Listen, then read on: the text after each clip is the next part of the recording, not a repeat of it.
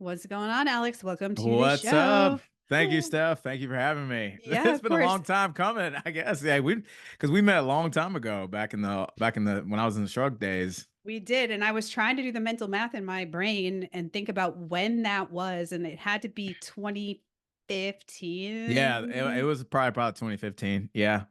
Yeah, Yeah. a Because I long think time. because you were still doing the I was doing I stupid, think easy paleo super stuff. super easy paleo. Yeah, Yep. yeah, Yep. yeah. Mm-hmm. Yeah. Wow. Time flies. I It is know, a right? it is a wild. I think of Rust Cole as like time is a flat circle. From True Detective, and it's so weird because there's so many people who I've had, I've met through things like CrossFit or weightlifting, and then Mm-hmm. inevitably they end up in BJJ I or know, something right? like that. So it's cool to sit down and chat with you about jujitsu stuff today. Over the years, because this podcast has been now, we're eking up to year 9, Wow. which is Congratulations. we've had some breaks, we've had some breaks. Yeah, yeah. We've had some evolution happen, but yeah. So in the last 9 years, I think I've done a handful, maybe 3, 4 episodes about BJJ, and it's weird because it's such an important part of my life, having Mm-hmm. now done it for 7 years and like super consistently. But it's Mm-hmm. always kind of taken a little bit of a backseat to me for me to like my other content that I'm sharing.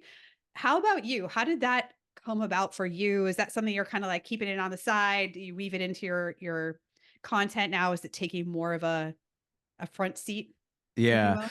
Yeah, no, it's interesting that you say that because I feel the same way Mm, because like I've been doing jujitsu for now 6 years. Yeah. So and it's a huge part of my life. I train all the time and I love it, right? But I rarely talk about it.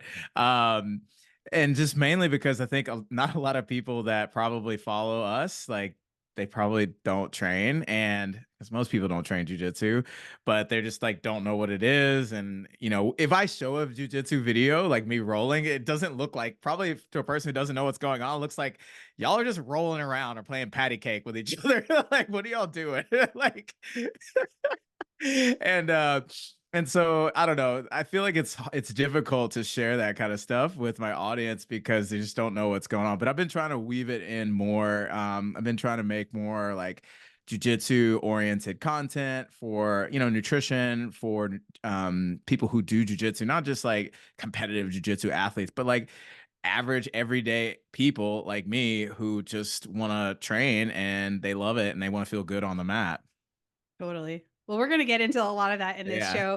But yeah, I appreciate hearing that. And I think, yeah, we either call it pajama wrestling, kind of in our household, or if you're doing no-gi, it's kind of like slip and slide wrestling Yeah, or yeah. jello wrestling or something. It's so sweaty and gross. But it's interesting too to see how many folks have also had a connection to things like the CrossFit world, Mhm. or Olympic weightlifting, or so that's kind of a splinter for a lot of people off of CrossFit and how they got into it. But what do you think makes jujitsu such a natural? I mean, like Jason Khalipa. I mean, there's so many Yeah. people that were heavy into their CrossFit competitive space, and like inevitably they end up doing jujitsu, and you're like, how does that happen? So Yeah. what It's do you like think is it, that next step? it's like the strength sport to jujitsu pipeline. Like no, I was actually having this conversation with somebody the other day about this, and I think a lot of parallels. Somebody like Jason Khalipa or like like a lot of CrossFit athletes get into jujitsu after they stop doing CrossFit competitively because athletes are athletes and people who have always been, that kind of level of athlete, they're always kind of like trying to search for that thing that gives them that, oh yeah, like that competitiveness and that ass kicking, right? And I think with strength sports and CrossFit athletes, like they start doing jujitsu and they're like, oh my gosh, this is really hard. This is really hard. There's a lot to it, and it's a high like internal reward system because again it's like you suck and then you're getting your ass beat and then you start getting better and better and then you start getting really good and yeah, and it's like internally rewarding. So I think a lot of that goes into that. And then of course, with strength athletes or CrossFit athletes or powerlifters or whatever weightlifters, you already have that natural, that you already have that strength that's been built up, and I mean, being strong is a cheat code in jujitsu. Like I know people in jujitsu tend to like frown upon, oh, you're so strong. And I heard that so much when I was like a white belt. And I know that I was using a lot of strength and explosiveness, but um, now that I've been practicing more and I have better technique, it is 100% a positive thing because, yeah, I mean, I am stronger than a lot of people that I train with or roll with. And then it comes out, but it's because I'm able to use now the technique and apply the strength well. And then I'm able to like get out of things or even apply, stuff that they just can't counter because I'm stronger. Totally. So yeah, I think a lot of like former CrossFit powerlifter, weightlifter athletes and stuff like that really just they see, oh, like here's something now I can also use the strength that I have, and it's fun. Yeah. Yeah. Yeah. When you're a white belt in jiu-jitsu, if somebody tells you that you're really strong, it's generally not meant as like a super compliment. It's usually like you're using way too much strength. You need to calm down. Yeah. No one in the history of calm down is calm down, but Yeah. Well, it's funny because like I'll train with people that, new white belts and stuff, and I'll feel their strength. And I actually will tell them, like, hey, like I actually mean this as a compliment, like you're really strong, and that's good. And then of course, like let them know, like, hey, like, there's some technical things, but I let them know, like, once you start getting this technique down, like you're gonna smash people because Mhm. you already have this athleticism that's gonna be so helpful in this sport. Yeah, absolutely. I actually had that conversation today with Mm, a newer white belt who has some prior experience but newer to our academy. And I was like, look, I mean, he was like way bigger than me, 17. I'm 45. So, yeah. and I fancy myself fairly strong. Like I'm very technical. But I was like, hey, this is a great opportunity. And when you're rolling with somebody who's a lot smaller than you, like I can't match your bet my best strength can't match your strength on my best day, right? So this is Mhm. a great time for you when you're training with somebody who's smaller to work on things like maybe something technical or something that's a little bit less strength heavy because you don't need to use it on me, right? You're already Right. stronger. You're already Right. kind of like sitting on me and I can't move. So it's interesting too that that's part of the learning process. But I agree with you. I think that having that base of strength from CrossFit, I think there's also something really interesting about jujitsu in particular that mirrors a lot of what happens to your mind in Mhm. a CrossFit workout, like a really, hard Metcon, you're in the middle of doing Fran or something. You're not thinking about your bills. You're not thinking about, all this other stuff in your life. You really have to focus on the task at hand. You're about to snatch really heavy. Your brain goes to the task at hand. And I think jujitsu is really similar to that.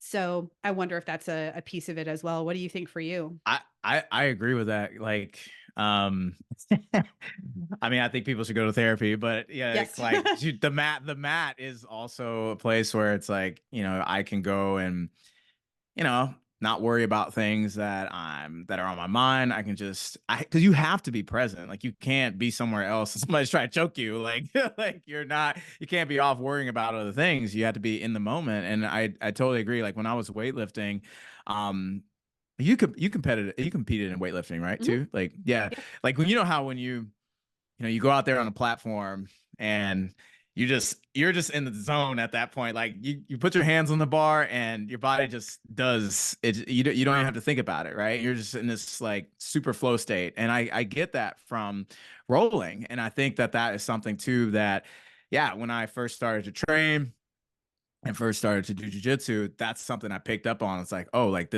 I'm in this flow state zone, especially now too. Like when I'm more technical, like a lot of things, like I don't even think about what I'm doing. I'm just letting my body kind of do whatever and just react.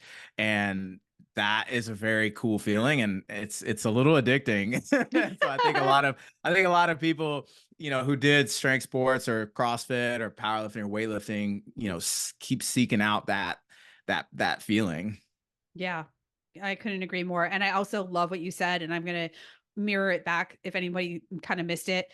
We know the mental health benefit that comes with training, with exercise. Like it's so powerful, but also like therapeutic, something being therapeutic and something being the same as therapy aren't necessarily the same thing. So Yeah.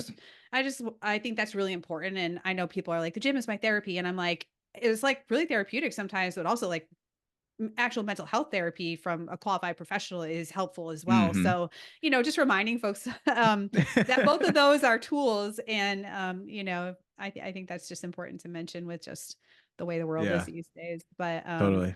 yeah. What got you into jujitsu, or like, why did you first start? Man, you remember Doug Larson, right? Yeah, he got his Yeah, black belt yeah, not too yeah, long ago, right? yeah. He did. Yeah, yeah. Right. So, Doug, I worked for him at Shrugged, and this was maybe like 2017. He was moving back to Memphis. I was in Austin at Paleo FX, and there was a jiu-jitsu tournament going on. I think 10 Planet was putting it on or something like that. Um, and I had no idea what was going on, but I know me, him, and Andy Galpin were watching this jiu-jitsu tournament going on, and I was like, "What is this?" And they were like, "It's jujitsu." And I'm like, "I don't understand what this is." And so he was like, "Yeah, you should come try it when I'm moving back to Memphis." And I was like, "Okay, yeah, I'll check it out." And I went to the school that he was going to go train at. At the time, it was called Midtown Grappling Academy, and that's where I started. And I've been doing it ever since. But actually, I almost quit jujitsu like totally. I was doing it for maybe, I don't know, 3 months, and I just got really fed up with it, and I felt like I wasn't any good. I couldn't figure it out. The school at school, it was a different environment than it is now. There's a lot of like guys in there that were like maybe like kind of the old school and just beat up on everybody. But also too, I think now looking back, like I was that strong dude, probably way spazzy, and it was a protection mechanism for themselves to like not get hurt. So I got crushed like all the time, and I just didn't feel like I was any good at it, and I just didn't feel like I could get any better at it. I got really frustrated, and I almost quit. And then I did like an in-house tournament, got completely destroyed. It was a no time limit, submission only white belt tournament. It was brutal. No one I if you're don't. listening to this, you can't see my face. I literally just Yeah, covered my like, mouth in can shock. you imagine? Like, I know, So because like, can you imagine what that? It was everything you could imagine. It was just absolute chaos, like brutality. Like, I had a match that went on for like 20 minutes. Like, it was insane.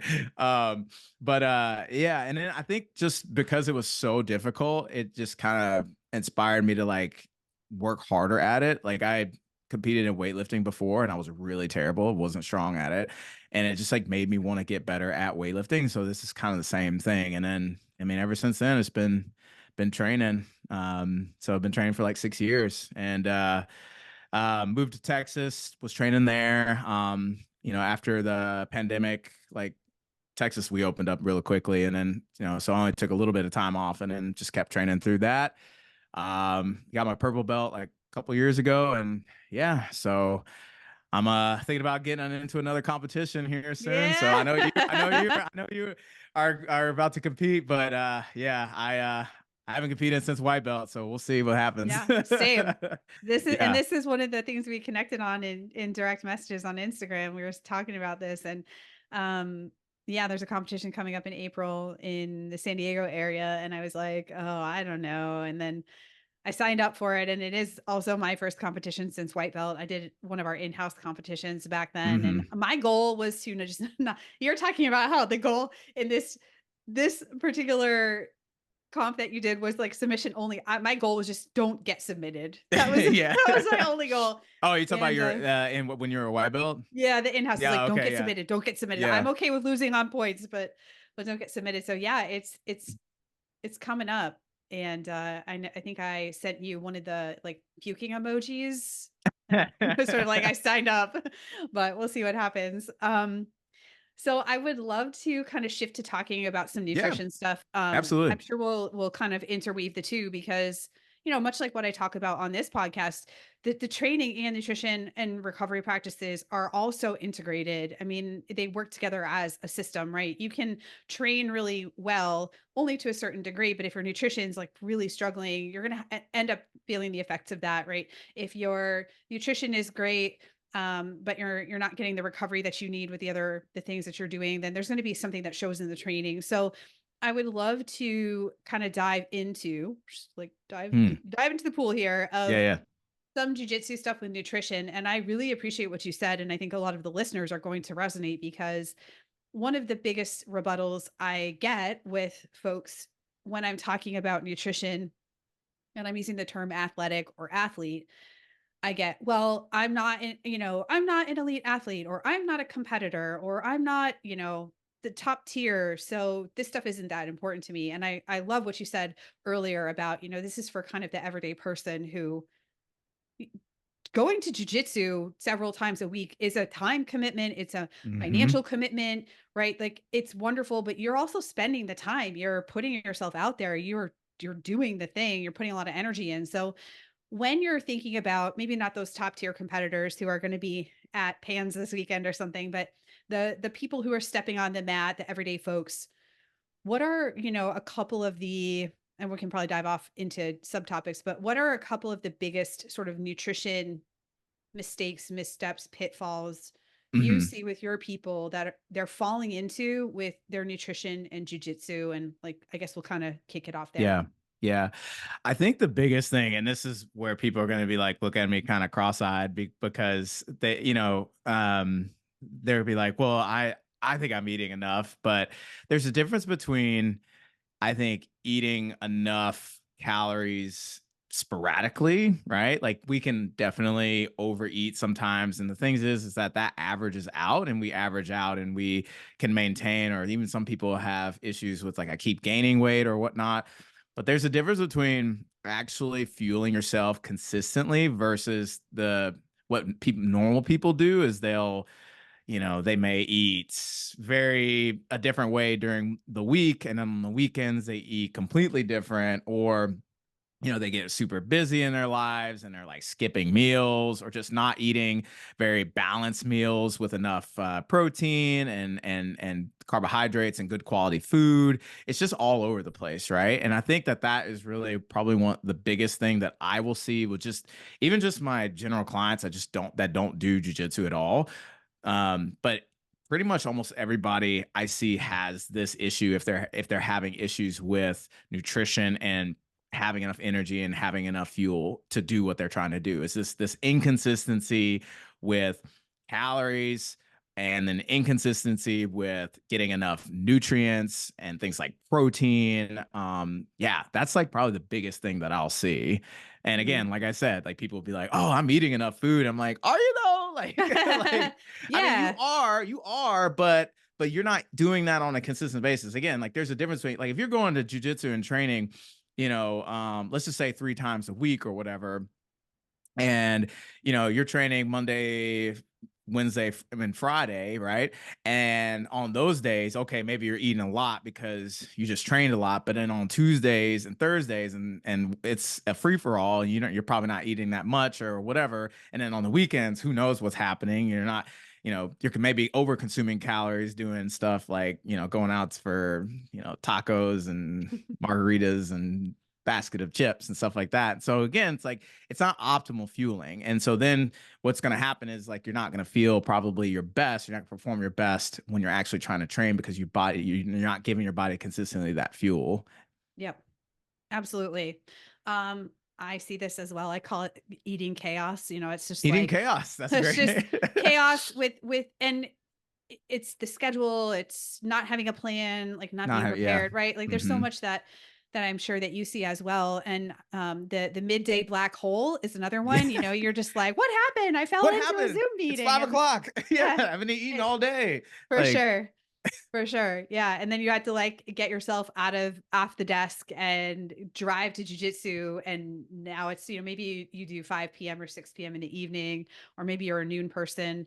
Um, so absolutely would would agree with that. I see that a ton.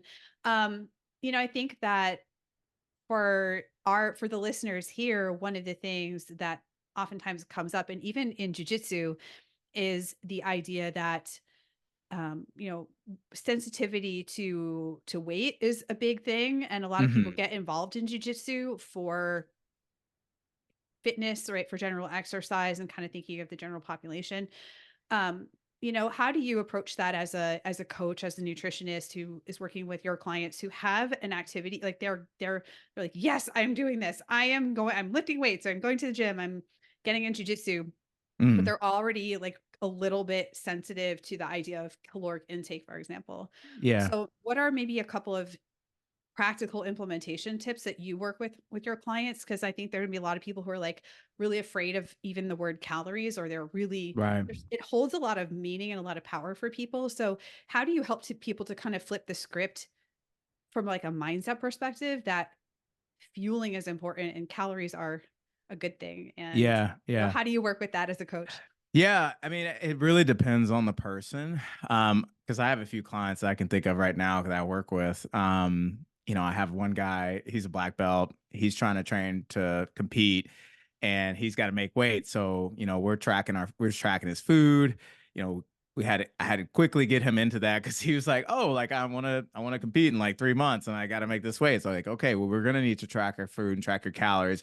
But he started to realize that when he started to track his calories, he actually was feeling better and more fueled because he was eating more consistently. He started to learn the value of foods. And I think that that is a big thing that, I try to, even if someone's not tracking their food and an app, is start to learn like, hey, actually, these foods that I'm eating, these are foods that are going to actually help me feel better. They're going to help me perform better. I'm going to have more energy.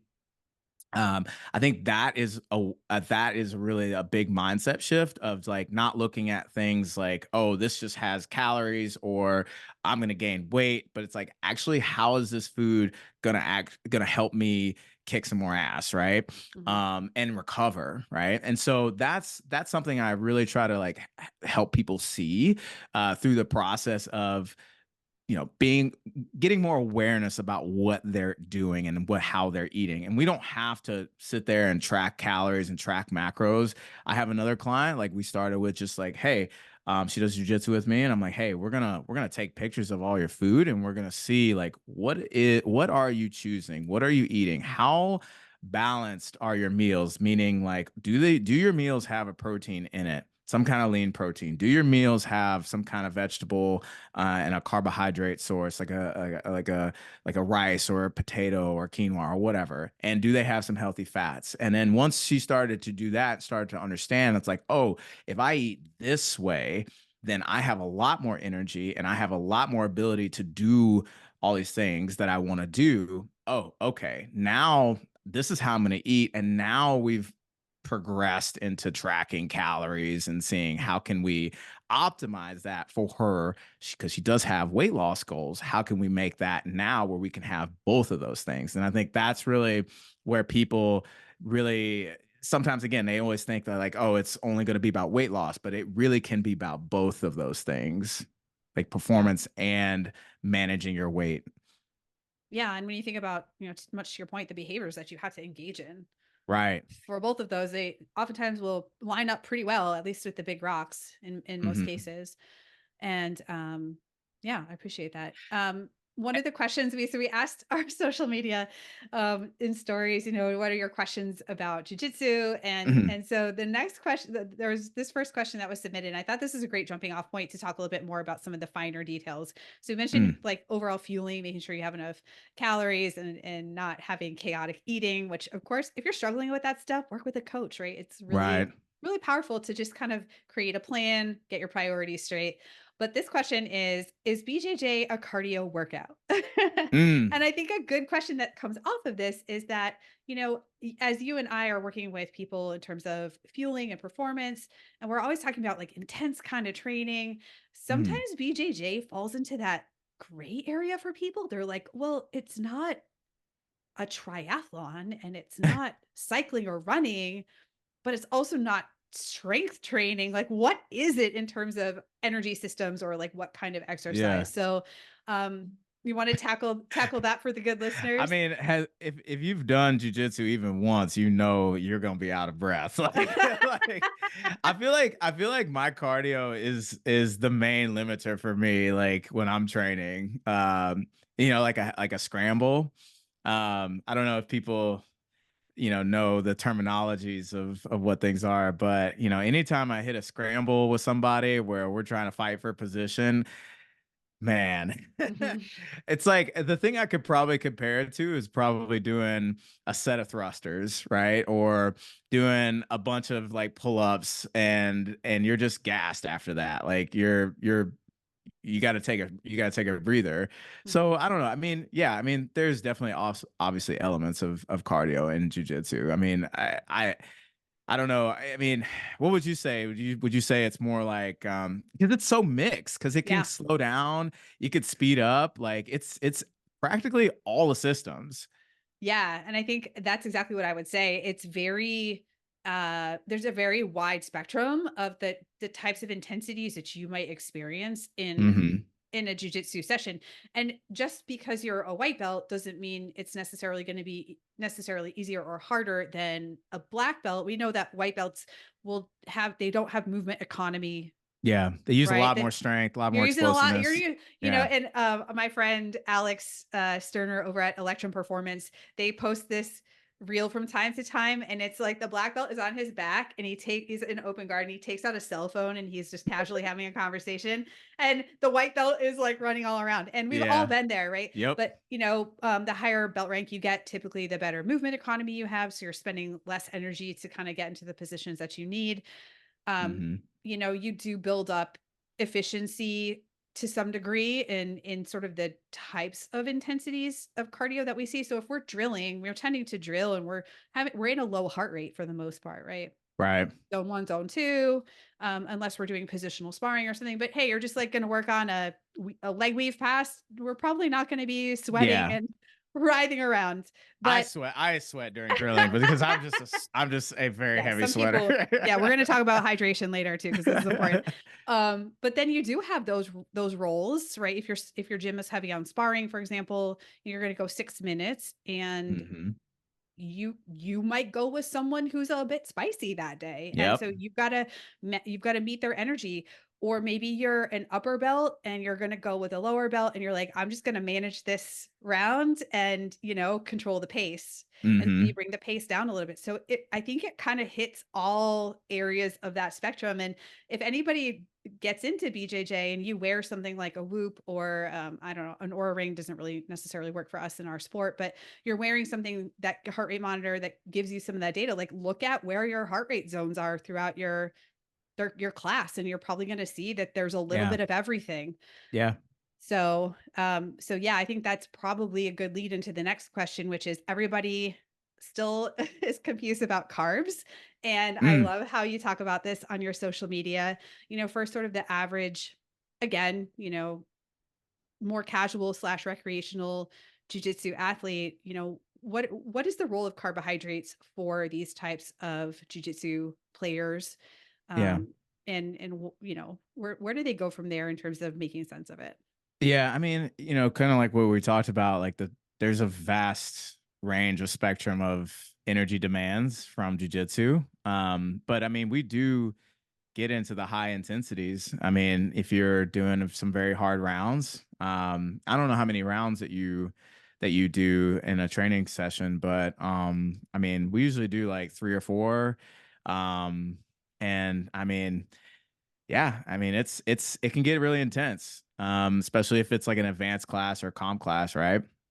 And so, but even just for everyday normal people who are maybe not doing that kind of level, carbohydrates going to be the main fuel source, right? Like because again, we're in that kind of glycolytic energy pathway, right? Or for short bursts, we're more in that phosphogenic, but mostly we're probably going to be hanging in that glycolytic range, right? And so a lot of people I think in jujitsu are afraid of carbs, and just in general, people are afraid Mhm. of carbs, right? And I get it. Like if you have diabetes and all that kind of stuff, that's a different story. But carbs are not the enemy here. They're not going to make you gain body fat. That's something I think a lot of people think. Mhm. And the thing is that like carbs can be utilized to help fuel your training. Especially, we haven't talked about nutrient timing yet, but that's something that a lot of people always ask me about is like, okay, when should I eat or when should I take in carbohydrates? And I would say like probably the most important thing is obviously to make sure you're getting enough calories over the course of the day. But once you get that down, right? Yeah, I mean, like the timing of your nutrients is helpful. It can be helpful. Like if you are about to train, getting in some carbs before training can help you with that next training session. Getting in some carbs after training can help refuel the tank. Like if you just train really hard, like had a hard open mat and you got training the next day and you just emptied the tank, it's going to take a lot more energy. It's going to, if you don't do that, it's going to be your next training session is probably going to suffer because you don't have that fuel back in, and it takes a while. Like I think it takes about like 24 hours for your glycogen to start to replenish. So again, like if you don't get enough fuel in, if you don't replace those things that you lost, then yeah, your next training session is going to suffer and you're going to wonder why. I was like, man, I felt so good yesterday. Oh, must be the hammer and the nail type thing. No, it's because you didn't eat, brother.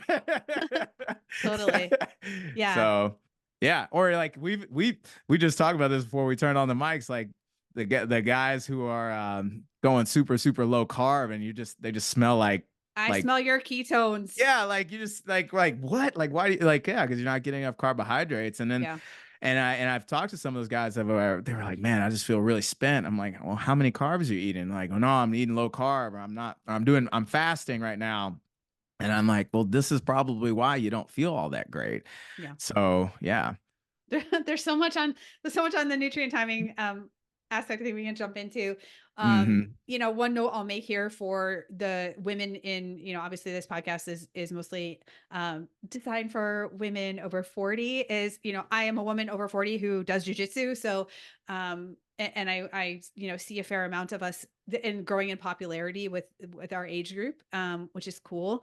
But there's, to your point, there's so much fear around even athletic women eating carbohydrates, Yeah. right, over 40. And there's concerns with, their people's bodies changing as the menopause transition continues. And, certainly, that stuff can be really jarring for folks, Hmm. but, we're not necessarily also saying that you need the same amount of carbs as Michael Phelps would eat. Like, Right. right. It's all Right. kind of variable depending on, like you said, how many days a week you're training, your activity level, what Hmm. your output is like. Like maybe right now you're sort of on the injured list and you're sort of, taking some time off of sparring and you're doing more technique and or sitting on the side and watching, and maybe your energy needs have declined. And so that's an Right. area where you can, reduce that or at least kind of meet your activity level better. But Yeah, there's it's highly no individual for totally. sure. Yeah. Yeah. Yeah. I don't even see people always ask me like how many grams of carbs do you recommend for people? And again, it just really depends on, what's your training demand like, right? Even too, like what's your preference? Like what's your dietary preference? But Yeah. for me, I eat a lot of carbs. Mhm. I probably get like I'm in a cut right now, but if I'm at maintenance, I'm probably getting close like 400 plus grams of carbs per day. And I weigh about when I was at 180, that's about what I was doing, like 180 pounds, 400 to 450 grams of carbs per day.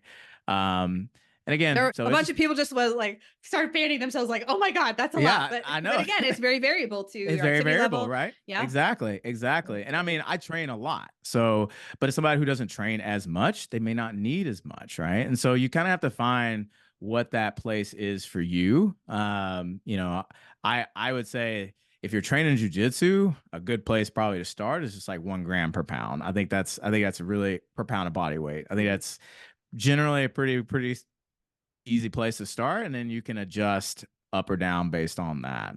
Yeah, Yeah. I would agree. Cool. So we covered sort of carbohydrates. We'll get to some of the timing stuff here in a couple minutes. Can we talk about my favorite subject, which is protein? Yeah. Where do you see folks going maybe a little bit astray with some of their protein intake in terms of, what they need for their activity, but also like Mhm. the unique demands of jujitsu? Yeah. Well, I think in general, most people struggle with just getting enough, especially women. I've seen, Yeah. um, again, there's a big range for protein intake. I think the current range is like between like what 0.7 grams to like 1.2 grams. That's basically what it's been for years, right? The current Yep. recommendation for athletes, right? So it's a big range. But I think a lot of people struggle with just getting even the bare minimum. Mhm. And the thing is like, yeah, if we're not getting enough protein, we're going to hinder our ability to recover, because that is basically the building block of all of our tissues. Like, we're constantly breaking down muscle, constantly breaking down tissues our body has to repair. So, if we're not getting enough protein, we're probably going to have issues with recovery. And then the other aside from that, if we go back to like kind of the weight management thing, if we're talking about with like just people in general and jujitsu, it's like, yeah, if we don't eat enough protein, we're probably going to be super, super hungry and things like that. And maybe overeat on calories from carbs and fats, which, are very sometimes a lot easier to overconsume. I think that's where people think, again, like carbs are bad because it's like, oh, they're going to make you fat. No, that's not the case. It's just really sometimes can be really easy to overeat them. Mhm. And so, I mean, if you get an 8-ounce piece of chicken breast, like you're gonna like, and like You're you're like, gonna don't be make me full. eat another Like, don't bite. make me. I can't No, do it, Alex. yeah, I know, I know. I No, can't. but that's the also problem with people. It's like people struggle with the protein because they're like, I don't want to eat it. I just don't want to eat so much meat. So I think a lot of people struggle with that. Yeah. But yeah, I mean, there's definitely ways around that too. Like, people don't really understand they can utilize other forms of protein, plant-based options, or, I got on my Instagram the other day and talked about shakes and stuff like that, protein powders, protein supplements. And people are like, because I've always heard, from my clients, it's like, oh, you shouldn't drink more than one shake. Now, okay, yeah, we want to get whole food for sure. But, if you're an athlete and you're struggling to get protein, maybe because you're training a lot, it's really difficult to eat. I don't know. Do you find it difficult sometimes after training to eat? Like, do you have like a low appetite? Physically, I don't tend to get super low appetite. Mhm. I'm not one of those people, but I do know, yeah, some people are Yeah. like, I don't come near me, right? It's a bit of because the sympathetic nervous system is so Yeah. on. Yeah. It just is not kind of like rest and digest time. It's more of Hmm. like, let's just key up for some fuck around and find out. um, so yeah, there are people who are like even I doing 2 days, and you're just like, yeah. no, I don't want to eat. I'm definitely one of those people where it's like if I train really hard in jujitsu, it's hard for me to eat after training because I'm so amped up. And Yep. so a lot of times I will do an easier, liquid type shake type thing or smoothie type thing, like to get in the protein. But Yep. yeah, protein is super important. How much protein do you try to eat? I get about 150 grams a day, Okay. and that's with a good scoop and a half to 2 scoops of protein So you supplement as supplemented. well? Yep. Yeah. Mhm. Yeah. Yeah, Hmm. because without that, right, what's 22 grams a scoop-ish? So it's about Yeah. 40 to 45 grams of that day is coming from protein supplementation, which now that I'm especially ramping up my jujitsu training intensity, Hmm. I mean, to your point, I I actually took, as a side story, I took pre-workout on like last weekend. And I don't take pre-workout because usually I work out at noon. I've already had a couple cups of coffee, like, I'm caffeinated. I feel fine. But I was Hmm. like, oh, let's try this pre-workout that I was given at an event.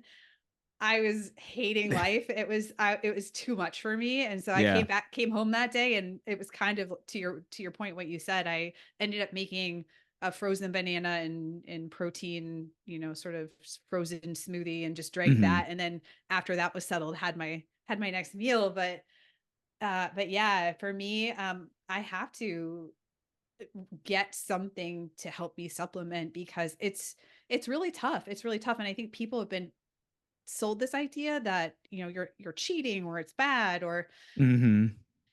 if you're going to work out once a week, you might not need that. Your, Yeah. protein needs are maybe a little bit lower, but yeah, just do Yeah. what you need to do to Yeah. And get I mean, it. and especially if you're combining jujitsu with strength training, Oh yeah. like, yeah, I mean, if you're strength training as well, you absolutely need to make sure you're getting enough protein, obviously to maintain and build muscle mass, which, I think a lot of jujitsu people, um, I don't know. I feel like a lot of more jujitsu people are starting to getting into strength training. I think they're starting to see like the value, and more people are talking about it. Like, actually, you mentioned Electrum. Is Mhm. that, yeah? What's his name?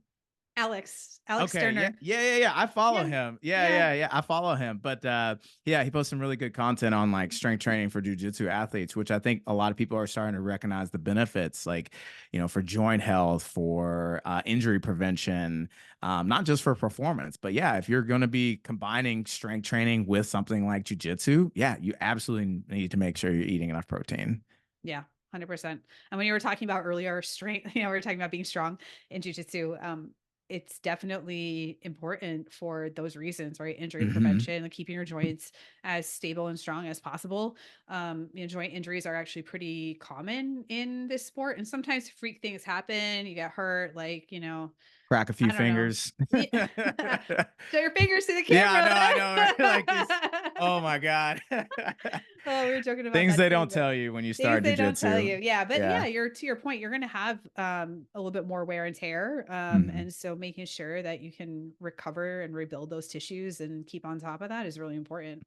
Yeah. So let's kind of talk a little bit about timing, since we already Yeah. mentioned, fasting seems to still have a hold in this sport. And I mean, Where does it it's come from? I I don't don't even. know. I really don't understand. And I've had this conversation with many a people because I typically train at noon. Yeah. When I first started, I trained a lot at 7 a.m. But Hmm. over the years, just started gravitating more to the noon class because there was more people to roll with. More women would show Hmm. up to noon as well. So I frequently have this conversation with people, and I am not actually super forthcoming with people at the academy. I don't walk up to them and just go, "I'm a sports nutritionist," Yeah. Yeah. "I'm a strength coach." Like I don't tell them my Instagram. I just sort of let people find out by osmosis if they do. I'm the same way. So. So it's funny what people will say, for example, somebody was saying, this is a couple years ago at this point, but they were like, I can't figure out why I'm so tired at this class all the Hmm. time. And I said something like, well, what did you have for breakfast? And they were like, I don't eat breakfast. And I was like, oh, okay, hold my root beer. Here we Yeah. go. Yeah. Yeah. But yeah, like maybe we can talk about the fasting piece and like why fasting is challenging for, especially for athletic folks in many Yeah. cases. And then also like let's kind of move into some of the timing pieces too. But Yeah. like let's kind of go back to our friends who aren't eating for a good half or more of the day. Yeah, so it's funny because I was at my school the other day, and I was talking to a guy, and he actually brought up fasting because he asked, because I'm the same way. I'm like, I don't go around and like tell like everybody like, hi, I'm a nutritionist or whatever. I definitely just like, they follow me and I'm like, Yeah. so you're a nutritionist, and let me ask you about this. They were like, what do you think about fasting? I'm like, well, first of all, I hate these questions. I hate those questions. General, open ended. Like, Yeah. what specifically do you want to know about fasting? But anyways, he had told me like he had lost like 40 pounds doing intermittent fasting, and I was like, oh, okay, that's great. And he was like, well, what do you think about it in terms of I guess for weight loss or whatever? It's like, well, it's not really required for weight loss. Like, you don't have to intermittent fast to lose weight. You have to create a calorie deficit, an energy deficit, which means you got to take in fewer calories than you're expending. You can do that by intermittent fasting because, if you, let's just say you eat 3 meals a day and you cut out 2 of them, you only eat once a day. God bless. Mhm. Then you don't change anything about your other meals, right? Like, you don't change anything about that one meal that you eat. Then yeah, you've just cut out a large chunk of your caloric intake on average, right? And if you do that consistently enough, then yeah, you will lose weight, especially if you keep your activity the same, right? But it's not necessary. You can lose body fat without intermittent fasting, without fasting at all.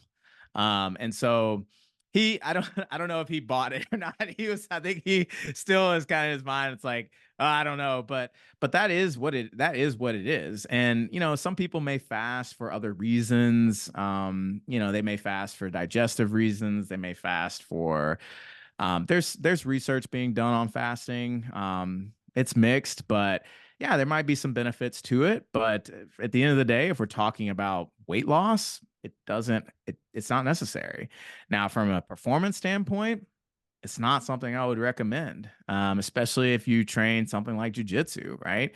Um, because if you think about it, if you're fast, let's just say like your friend there, like skips breakfast, and what they were going like the noon class or Yeah, whatever. noon Yeah, class for an yeah. hour and a So half, by the way, yeah, competition level class. competition level class. Yeah. Okay, you already fasted at night when you slept. You slept for 7 8 hours, whatever, and you wake up in the morning, and you now so now it's been like 12 hours, maybe 16 hours before you've eaten anything at all. You're gonna go in that training session, and you're not gonna be fueled, and your performance is gonna suffer. You're not gonna have any energy. And so, yeah, I mean, it's not something I would necessarily recommend. You can, eat at levels that you need to eat without fasting. You just need to make sure that you're getting the proper amount of calories per day. Yeah. I would agree. And I also make a side note, this is in particular, I think really relevant for women who I find again tend to struggle, and to mirror what you said, struggling with protein intake, right? Like that's just right off the bat. I would say 80 to 90% of the women that I work with when they come in are not even meeting like a protein minimum. Like So the we, RDA, right? Yeah. yeah, they're somewhere between the RDA and kind of like the bottom level of what we would Yeah. want to see, like that 0.7 or zero point 0.8. Hmm. So, like, our first goal is to kind of get them there. The fewer eating opportunities you have in your day, the harder it's going to be to actually meet this new higher threshold of protein intake that you are shooting for. Hmm.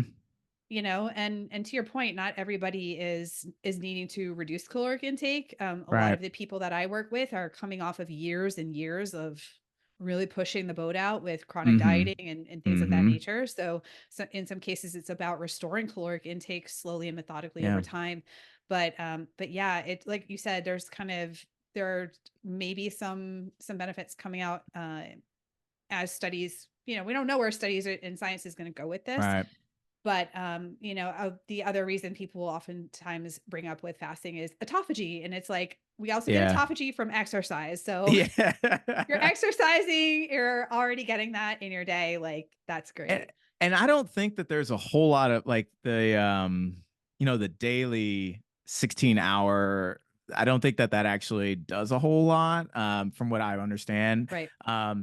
There may be some benefits to like the longer fasts, but again, why would you do that if you're treating Yeah. like something like, why would you fast for like 24, 48 hours? Because the thing is, I tell my clients this all the time. It's like what we eat today, like today on Friday, what we're eating is for the next day. Like our Mhm. bodies are largely digesting and breaking stuff down. Yeah, granted, like, if we get some quick carbohydrates before a training session, our bodies can utilize that.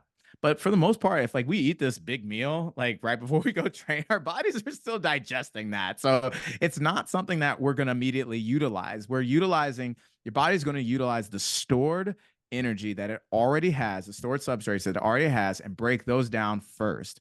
So if we're not eating enough the previous day, yeah, you're going to feel like shit the next day. Mhm. Absolutely. And Yep. you'll see that. And I guarantee you, if people are listening to this, they'll be like, oh yeah, that makes sense. Because they'd be like, oh, I didn't eat that much. And then I felt like crap. And then my clients will do this. They'll be like, oh yeah, I didn't eat that much, felt terrible. And then I went and slammed a bunch of pizza later on or whatever. And then I felt awesome the next day. And I'm like, well, yeah, that's what's going to happen. Like, yeah, if you eat a Calories. lot, yeah, calories help. But if again, it's like that's where it's becomes really important. Like I was saying earlier in the podcast was like, we need to make sure that we're eating consistently daily. Like that is going to allow you to have consistent performance. And we we don't want to be limited by the fact that we just didn't eat, like our energy. We want to be limited by our skill level, by the fact that like, okay, this guy I'm rolling against is just really a lot better than me, and I need to step my game up. But it's not because I didn't have the energy to keep up with him or her. Like it's because they're just better. Yeah, absolutely. Would 100% agree. um, Yeah. yeah. So, like, uh, eat some food, please. Don't put yourself in these big periods of within day energy deficit. I think Mhm. there could be some use cases where people who are rolling into the early, they're like rolling till 7:30, 8 o'clock at night. Maybe they're going to eat a small post workout and then they go to bed. Like no one needs to eat a hungry man dinner, an hour or two before you're going to try to go to bed, and then your sleep is Yeah. kind of all over the place. So, there might be some shifting around there, but yeah, like get some energy on board. And like you said, think about the bigger picture as well. Let's say somebody is part of that dawn crew, those dawn breakers Oh out yeah, there, the early you risers. 5 Yeah. a.m. absolute rapscallions, you like I c- I yeah, I used to you train did at 5 6 a.m. a.m. Yeah. Oh Oh, yeah. Well, not well. Yeah, actually, back in Memphis, but 6 a.m. Yeah, I used to do it, but damn. now I don't do 6 a.m. here anymore because The only thing I want to be laying on at 6 a.m. is my bed. it is tough, and there's a special type of person who's able to get up that I know. early and fight people. So Totally. So if you are one of those people that needs to get up early and kick some ass at your 6 a.m. class, how do you recommend your early morning people Mhm. approach their nutrition, that Yeah, kind of nutrient timing? What special considerations? And I know we can't give people like every single nuance here on this podcast. That's why totally. they need to work with a coach. But what are some of the things that they need to think about? So yeah, the biggest thing out here is people just don't like to eat that early in the morning.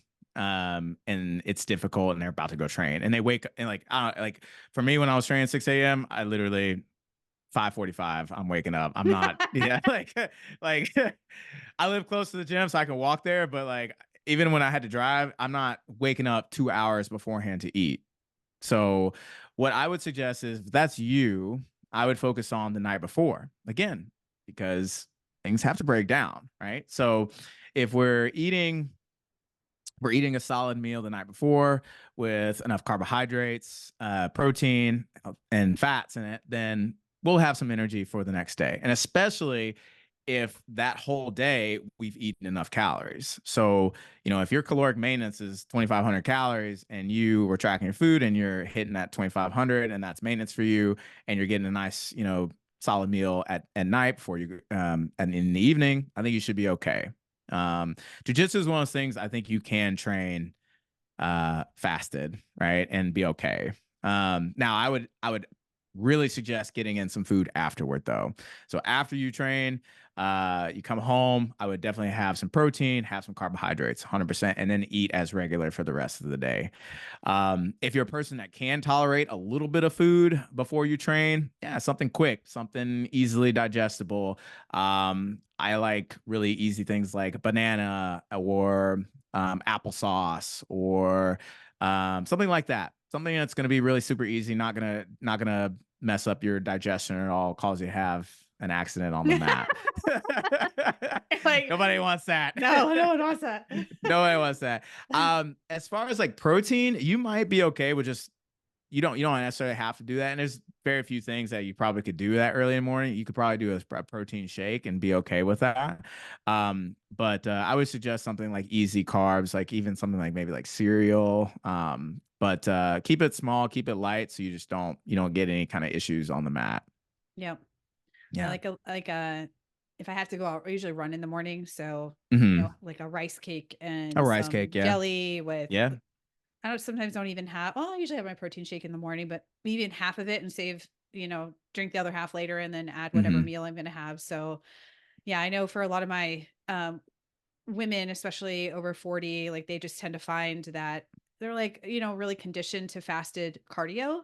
But Hmm. then they find that if they are pushing the pace quite a bit, whether it's, training to support their jujitsu, Yeah. right? So they are lifting or they're doing some kind of high intensity cardio or something in the morning.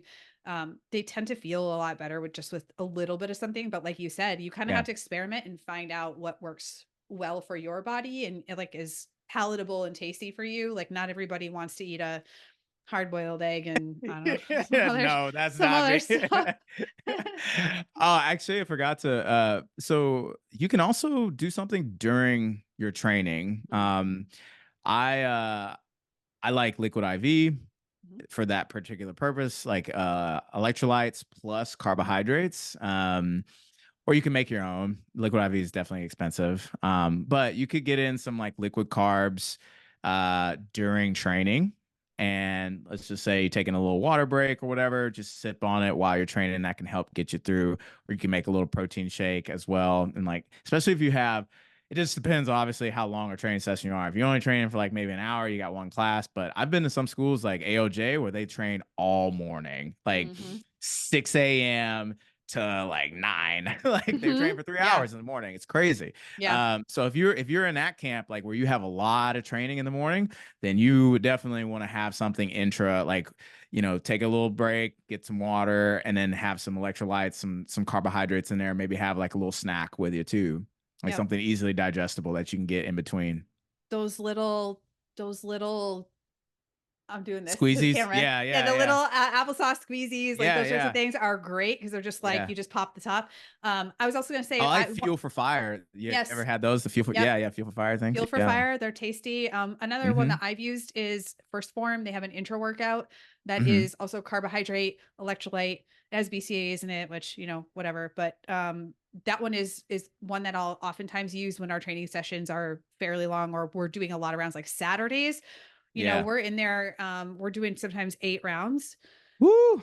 8 rounds of 6 minutes. So, not every round for every person is going to be balls to the wall, like, level 10 out of Mm-hmm. 10, but the pace can definitely be pretty high and you can be pretty tired and pretty wiped out Yeah. after that. So, let's say you're a nooner like me. I'm a Mm-hmm. noon person. Um, any considerations you would tell your clients there, like things to think about? I mean, I think if you're training the rest of the day, like obviously you want to eat breakfast. And then so I go and train at usually around noon, do some boxing. Nice. 11 is when I start doing jujitsu, and then there's a boxing class after. So I actually am training for like 2 hours sometimes. And yeah, so I usually have breakfast in the morning, and then I'll do a like a little pre-workout snack like before that. Usually about an hour. Mhm. And it's something small. I know people probably like, this guy's a nutritionist, but I love Uncrustables, and that's Yes. that is my They're so good. I have some in the freezer. that that is my like go-to. We're about to train. I do like a little Uncrustable and a protein shake, and Mhm. that's my pre-training snack. And Mhm. I'll do that, and then I'll train, and I'll have I sweat a lot, Mhm. and so I'll come home and hydrate. I'll do some like Element or Liquid IV or Numa or anything like that, just to get some fluids in me, some electrolytes, and then I'll have my post workout meal, which was just pretty standard: protein, carbohydrate, vegetable, fruit, fat. Mhm. Yeah. Yeah. Yeah, similar. I'm gonna like stack for me because I also train at noon, and oftentimes, like a couple times a week, I'm training jujitsu, so it's an hour and a half, and then I'm going into my lifting, Yeah. which Same. I know some people don't think is ideal, but for me right now in my life, in the season I'm in, my strength training is supporting my jujitsu at, and being as strong as I can be while I'm doing jujitsu. So it's, maybe if jujitsu was like a fun side thing I did once in a while, I would lift first, but it just also Hmm. happens to work with my schedule. So that's Yeah. a longer training session for me. And I'm going to go and lift for an hour and a half in many cases after that. So I will bring Yeah. something to eat during and kind of sip on or munch on here and there. And then I'll have my actual real lunch after that. So Do you yeah. do you lift right after jujitsu? Like right Yes. after? Oh wow. Okay. And it is a great warm up because I don't have to warm up. I'm not Yeah, warming up. I'm not 100%. doing any dynamic mobility or anything like that That's in most impressive. I cases. need at least a couple hours for sure. So yeah, I'll usually lift around the evening time, right? And then Nice. I'll go train again. Like I'll do. So Um, I train a lot. So yeah. Yeah. So if you're doing 2 a days like Alex, mhm. not even your lifting session could be considered a second session, but Yeah, also, you're absolutely. doing two jujitsu sessions. Like if you're doing 2 a days, like you have got to be on your shit. Like you cannot afford to not eat in between, not eat afterwards, especially if you're my husband used to work for Apple. And so they used to schedule people. It was really mean. They would schedule them to close at 10 and then open again in the morning. And so they'd call it clopins. So if you had a Mm, clopin, I think about that. If you're going to close out the gym, you're going to go to, evening class, you're out of there 7:30, 8 o'clock, and then you're going to go in the morning again. You had best eat something. You've got to do yeah, what you can to yeah, get something in your face between those two things. Cause yeah. you'll probably be pretty flat in the morning, especially if you went Hmm. pretty hard. All right. Our evening folks, Mm. anything you would mention for them? I think it's pretty much the same as everything else. Just, you can time your meals. Again, I would get something about an hour to an hour and a half, primarily carbohydrates and protein. Because again, it's like if you're going to be in an evening class, it's going to, you have lunch and then, evening. What is with jujitsu also too? Like starting a class at like 7 o'clock at night. Like I don't understand. All martial arts. Like why are we? This is almost close to bedtime here. Yeah.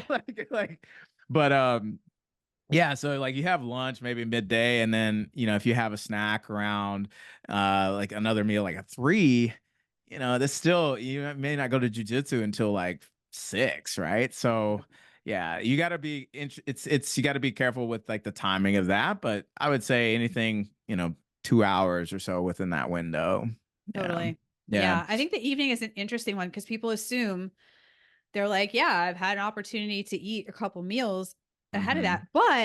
But you were on that Zoom meeting and it got away from you right, and you didn't eat lunch. yeah, And now you haven't eaten anything since breakfast. You're about to go into like a 6 p.m. jujitsu, which is at the time you would eat dinner. So yeah. you've got to think clever there about what are you going to have on hand, snacks, etc. What are you going to eat afterwards? What are you gonna eat Um, afterward? Yeah, yeah. yeah, and I think that's what too. Like planning comes in involved too. It's like afterward because I get out of the gym at like 8 o'clock. You better have something easy or already ready because I'm telling you, like after training, the last thing I want to do is cook anything. I do not want to cook. So, you better have some food ready.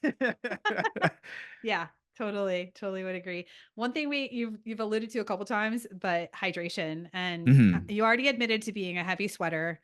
Yeah. We've all had the people who will sweat on us accidentally, or the sweat is dripping, and you're like, no, In the let it mouth. drop In the on my mouth. face. Oh. Yeah. So, obviously temperature, humidity, those sorts of things, and then your own personal chemistry and makeup. But Yeah. anything you like to kind of toss your people's way in terms of that? Yeah, I mean, again, hydration is one of those things super individual, but if you're a heavy sweater, and you're training a lot, especially doing jujitsu, I mean, we all know, like you're wearing the gi, or even just no gi, like there's just sweat everywhere. You're gonna need to replace those. The biggest thing I see people like, I was training with a guy yesterday, and I don't know, he's a lot better than me, but um, he cramp tapped, right? So it's like, again, it affects your performance. Like you get a cramp, and then you have to stop the roll, right? Or you open yourself up to injury, so you don't want to be dehydrated while you're training. I personally like to hydrate beforehand. I So that pre-workout meal, I didn't mention this, but I will get fluids in, and I will get Mhm. some electrolytes, like some element. I'll do about 20 ounces of water plus an element in there to pre Pregame to it. pregame Yeah. it, right? And then actually I'm weird because during training I don't really drink that much water. Unless it's like a really hard, long, maybe open mat, then I'll drink some water and stuff in between. I'll have like a liquid IV, something with like a little bit more carbs in it or another element.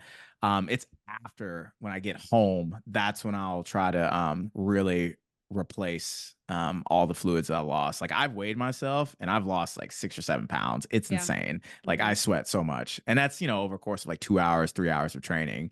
But yeah, I sweat a lot. And so I'm replacing those electrolytes with fluids, with the supplements, putting salt in my food. I know people are like, oh my God, salt is bad. But like if you're an active person doing that much activity and sweating that much, like you need to replace that. Otherwise, you're going to cramp like later. And I've had, where I'm sitting at my desk, working on stuff and I pull my heel to my butt too quick and then I get that hamstring cramp and it's the worst. It's so bad. Recently, I had a calf cramp. Oh I God. don't know what it was, but I was on bottom half guard, and I was sort of like trying to, like tense up my. I was probably Hmm. trying to like do something like flex my foot, keep it real tight, and Yeah. because people don't realize in jujitsu we do a lot of isometric holding, Yes. and it's obviously very dynamic, but we also hold a lot of position. So like we'll hold frames or we'll flex at the knee and like essentially like kick the leg back and hold our opponent's leg or something like that. And so Mhm. I got this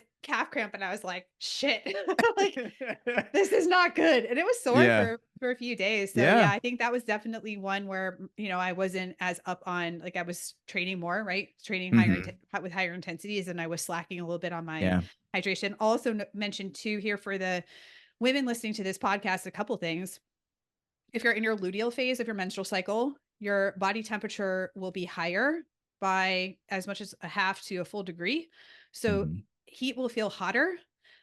You may also sweat a little bit more or just feel hotter. So hydration can really help with that. Women tend to sweat later and sort of less than our male counterparts, but that doesn't mean we don't need to hydrate. And if you are one of these athletes like myself, who's kind of like edging up to your mid 40s, or you're in perimenopause already, or you're postmenopausal, maybe you're one of those like master 7 people at competing at worlds, like you're in menopause. There can be some challenges with hydration. Like you may not actually feel super thirsty until Mhm. you're well dehydrated. So you may not necessarily need to drink to a schedule, but you just need to be more cognizant of what's going on with, depending on which category you fall into. Yeah. So I definitely notice, like even now, the last few days, I'm like, why does it feel so hot in here? And everybody's like, fine. Yeah. I'm like, it's not fine. So, keeping an eye on that stuff too, I think is really important.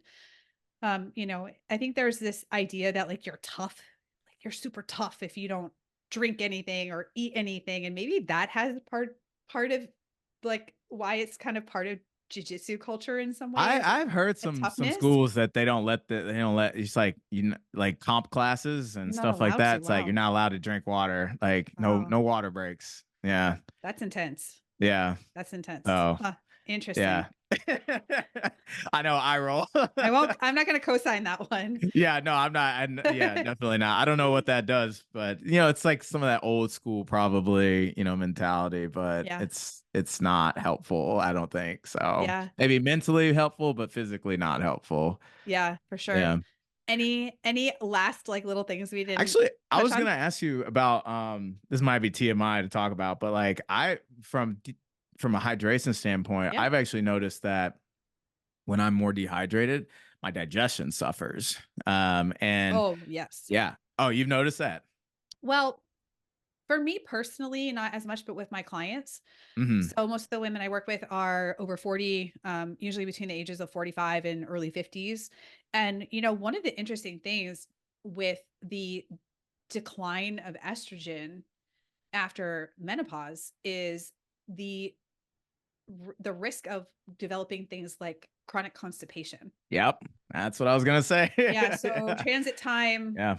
can slow down. Estrogen has, we have estrogen receptors all over the body, including in the gut. And so there can be some huge challenges in terms of constipation. And if you consider things like urogenitary symptoms, things like prolapse, any Mhm. kind of straining that we're doing, especially if somebody doesn't have a strong pelvic floor, that can Mhm. straining chronically with passing bowel movements can be such a contributor for a lot of women to pelvic floor issues. So Mhm. got to get that fiber, got to get that water and stay on top of your Yeah. hydration. It's absolutely critical. Yeah. Yeah, I definitely notice like when if I'm training a lot more then I'm not being as cognizant of my hydration because I admit I'm not the best at it sometimes. And yeah, I'll definitely notice like more constipation and then like the bloating, like that's something we Mhm. probably as coaches we see all the time. It's like, oh, I'm feeling so bloated and stuff like that, and it's like, yeah, I mean, drink some more water. And a lot of times what I notice, if I'm not hydrated enough, I'll have a lot more bloating. I start drinking more water and it's like we're Gucci. So Yeah. yeah, yeah, Yeah, it's and absolutely. especially how much you're training and you're sweating a lot, like it's so hard to stay on top of it. You have to stay on top of that. Yeah. Yeah, Yeah. absolutely. And to your point, like, what are you doing in the hours afterwards? Mhm. Um, I think there's a tendency, especially for people that train earlier in the day, maybe to maybe even if you train at night, maybe you get home, it's like you've got kids and the kids are like wanting to spend the last hour or two with you before they have to go to bed, or you just haven't seen your partner, or you just have a bunch of chores to do because you live alone and no one else can do the Right. chores other Yeah. than you. Dude, the But laundry, nobody tells you the laundry that you start doing when you start doing jujitsu. I'm like constantly doing don't laundry. Alex, don't even. It's intense.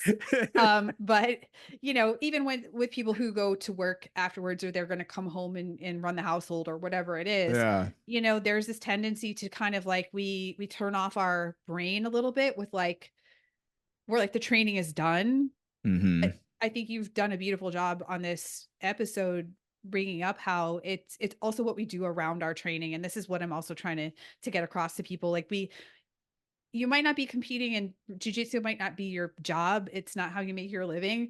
But if you want to train, consistently and give it your all and whatever is serious for you, you have to put a little bit of thought and strategy and planning behind what you're doing outside of that. Because if you come home from your morning session and you're like, I didn't really eat anything till, 2 o'clock, and it was this tiny Mm. little snack and I forgot to drink water, and the next day is Yeah. not going to feel good, Nope.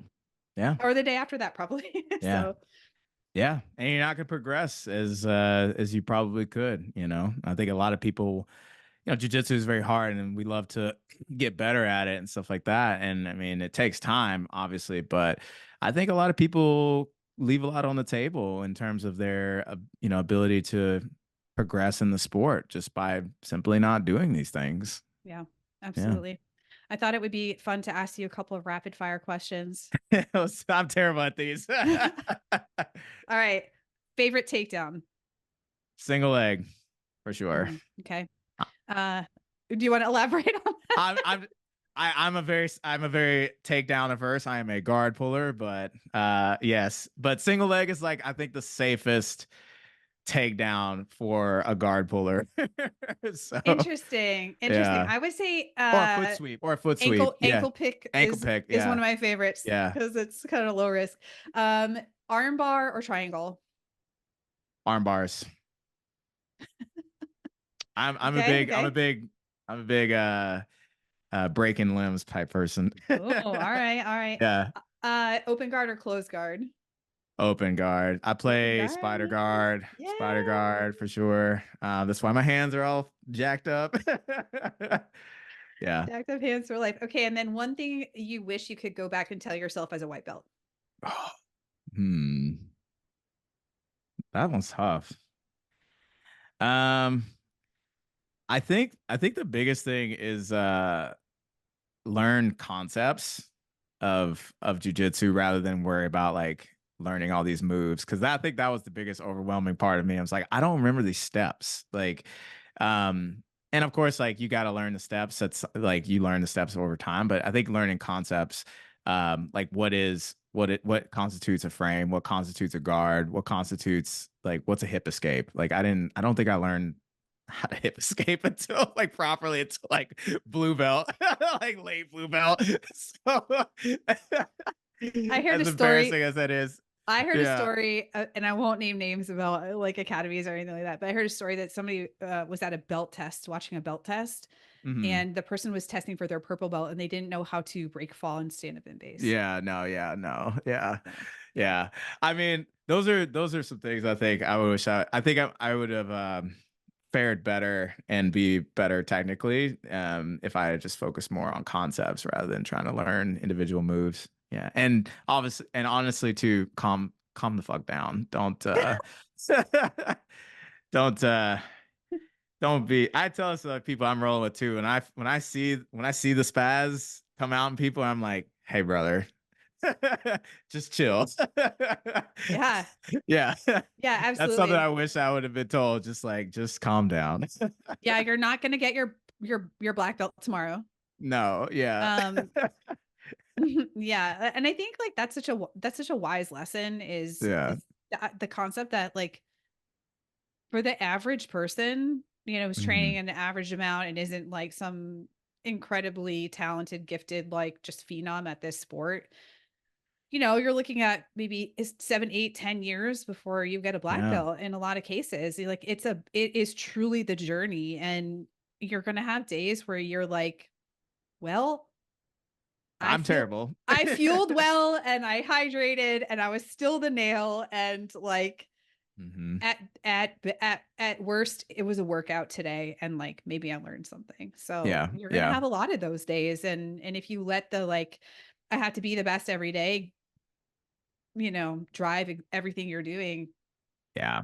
you're probably not going to last very long in this thing. Yeah. I think once I started not caring, I mean, I care obviously about my training, but I stopped caring so much about, oh, did this person tap me or did they win this round? First of all, it's Mhm. training, but also too, it's like I stopped caring. You just, oh, that's interesting. I learned some things and keep it moving.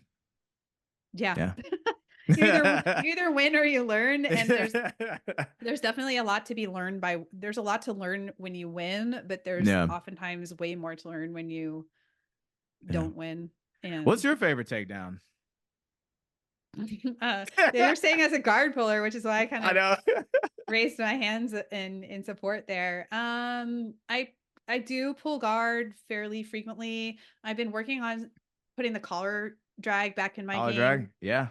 because from standing, Collar drags are scary my if collar you drag is pretty intense, and yes, because you're strong as hell.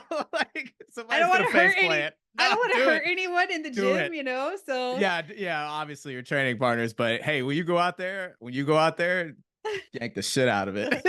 So I think I've been playing around more with the collar drag ankle pick combo Ankle because pick, again, yeah. I feel like those kind of go together depending on how Yeah. somebody's going to move. Yeah. And the ankle pick I think is like so again, it's so low risk, and I'm 45 and I know I'm strong and I know I've put in the work, but like I Yeah. still don't want to get hurt doing Hell something no. dumb. So Yeah. you know what I'm saying? But Have yeah, you had any probably that. major injuries? Like Knock on ACL or knee or anything like No, that? knock Or, on yeah. wood. Yeah. No, I did have an MCL, a serious MCL sprain back in my CrossFit days. Mm-hmm. And probably about 5 years ago, this is another lesson, right? I was trying to knee cut and kept insisting and insisting and insisting. And the person wasn't letting go and wasn't letting up. And I kept insisting and I kind of popped my knee. Yeah. Um, so that wasn't as serious that time, but obviously that knee is a little bit compromised. Luckily, knock on wood, like I've been fairly good. Like probably my worst thing was that I dislocated the end of my big toe Mm. freakishly. That was great. Mm. It was like sticking up or, at a 90-degree Oh. angle off the mat. So that Oh. was great. Whew. And yeah, so, lots of aches and pains here and there, but knocking on wood, like, Yeah. no, nothing bad. I So think it's because you have already a good base of strength. Like it helps a lot. Like your body can just tolerate a lot more I've because you are also, strong.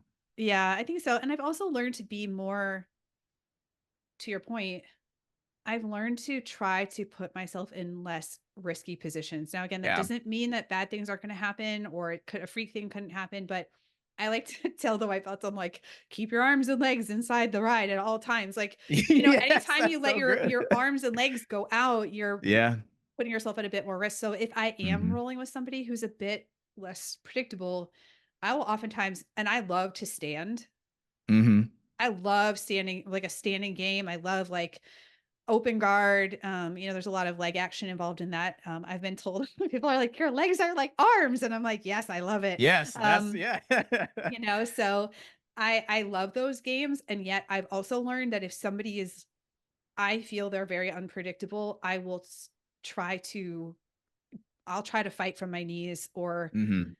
because I'm like self-preservation, Right. self-preservation, Yeah. 100%. Yeah. so it really depends on the person. Hmm. But I've tried to learn how to mitigate risk Yeah. as best as I can, knowing that this is an unpredictable sport at times. Yeah. Yeah. Yeah. Yeah. I think for me, because people told me I was so strong, like I've really made a point to try to be really technical. And so I think Mhm. that also helps is that if the other person doesn't feel how strong that I am, like I'm like, "Arr," they relax a little bit more. So it's, Mhm. yeah, that self-preservation thing, like strength on strength is something bad's gonna happen. Yeah. And that's the thing. Nobody necessarily wants to be the one to acquiesce and say, Yeah. okay, I'll sacrifice something here Yeah. because I want to come back tomorrow and Right. Yeah. and keep doing this sport. And I see it a lot with white belts. They get bitten by the bug and they want to come in like twice a day, every day. And I'm like, young Padawan, like, please pace yourself a little bit. Your body is not used to this. It looks like we're rolling around on the floor, but like your skin has to adapt, your joints have to Yeah. adapt, like like if your inner thighs haven't done any work, like you're gonna feel it every time you try to close your guard. Like these Yep. little things that people don't tell you, Yeah. just like, yeah, like come enough so that you learn like once a week is probably not enough, but you know, get in Yeah. there a reasonable amount, like let your body recover. Think of it like any other kind of progressive overload. Yep. Progressive overload. Fantastic way. Yeah. Imagine what a Yeah. concept. I know, what a concept. Who knew? So anyway, but this has been a great chat. Thank you so Yeah, much. I loved it. I love nerding out with other people, not only like jiu-jitsu people, but the fact that you have such a strong background in nutrition, you strength train, like I feel like we're like cut from the same cloth kind of people. And it's nice to see. It's nice to see that. It's nice to see in upper belts like that desire also to help other people and, make the sport better in our own way. And I think that that's important. So thanks for Yeah, well, joining thank you for me. having me on. Yeah, Yeah. yeah. Tell the good folks where they can learn more about you and follow along. Yeah. You can follow me on Instagram, Alex Q Maclin. And then my website, alexmaclin.com. You can look me up there and inquire about coaching if that's something that you would like to do. Sweet. What's the Yeah. Q, by the way? I wanted to ask you that. Your Quentin. middle name? Okay, that's your Yeah, middle that's my name. middle name. Yeah. Great. I Yeah. like it. I So like it. yeah. Awesome. Well, Thank you, I hope to Steph. see you soon in person. Yes, And we gotta train. we got to try. That's the next logical step after this. Yeah, we But gotta train 100%. yeah, thanks for being Yeah. on the show. Thank you so much. All right, we did it, Alex. Yeah. Yeah. This was awesome. Nobody's gonna Oh get my that, but God. that's gonna make Yeah. social media. Oh.